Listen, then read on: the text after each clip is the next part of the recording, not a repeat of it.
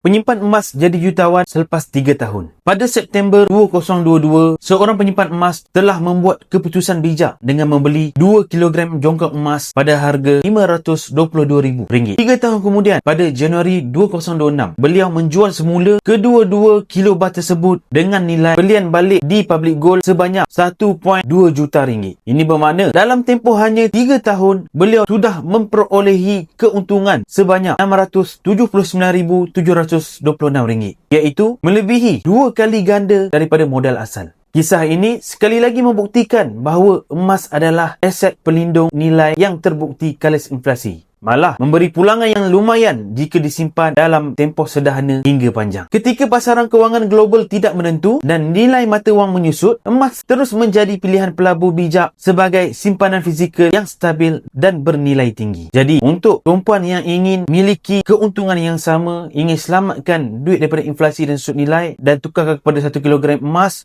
boleh isi borang sign up di bawah untuk saya bantu sebaiknya.